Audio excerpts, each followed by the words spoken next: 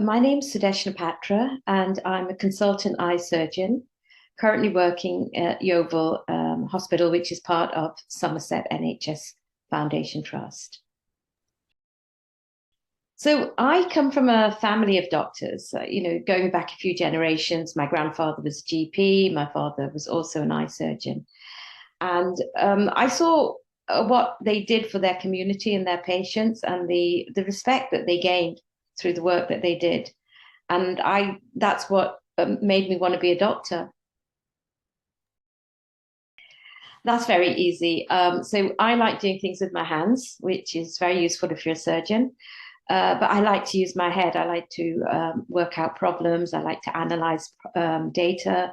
And ophthalmology is one of those few surgical specialties where you can use your hands to do amazing things, but you also there's a lot of work that you do using your head, so you're analyzing problems. And many of our patients never actually need surgery. We just treat them medically.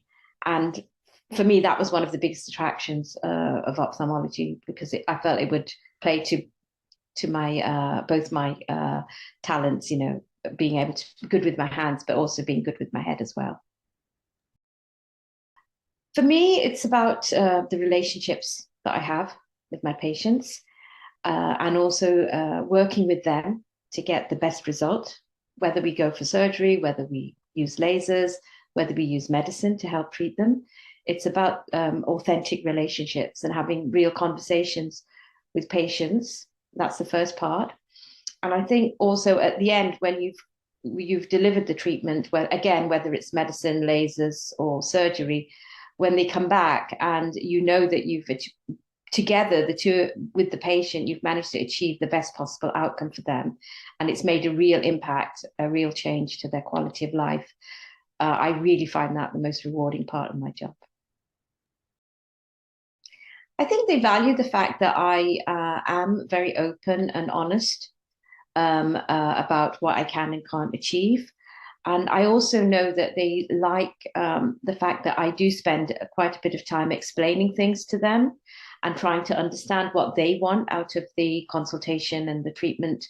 It is a very patient-focused approach to the treatment. But also another thing that I talk about a lot is about holistic eye care, which is where you're not just treating the eye, but you're treating the patient as well. And sometimes you need to deal with questions that they may have which aren't directly related to the surgery. For example, how many weeks will my eye take to get better? But it might be something simple like, what do I do while I'm waiting for my eye to heal about my glasses? How do I use my glasses? Or understanding what they do. Are they doing more outdoor work? So they need long distance vision? Are they more office based or based? Are you doing a hobby or a pastime which requires their near vision? And just catering to their needs. And I think that that's what they value most in their consultations and treatment with me, is that they get that focus on their needs.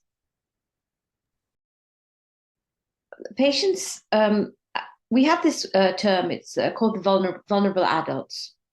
And they're supposed to be a subgroup of patients that are vulnerable.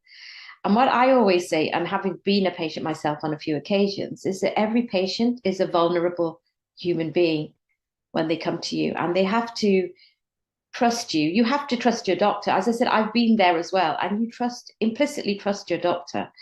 And I think for me, again, from the doctor's point of view, having someone sitting in front of you who's possibly a little bit frightened about what's going to happen, a little bit anxious, and them being able to trust me with that anxiety and trust me to be the person who's going to help them work through that, through a treatment, through advice, that I value the faith that patients put in me a lot. Well, it's not a mantra or a catchphrase, but there are principles. It's actually based on Hinduism, and I'm a Hindu, but I'm sort of non-practicing, you might say. But they talk about karma and dharma. Now, karma is what you do, and it's about your ethics in how you do things and how you behave with people. And dharma, it means religion, but actually in this particular instance, it means your own personal values and beliefs. And so as a doctor, I try and maintain that balance between what I'm doing and what my own personal beliefs are, hoping to achieve the best of both karma and dharma. Those are my principles, the principles of my life, as well as my work.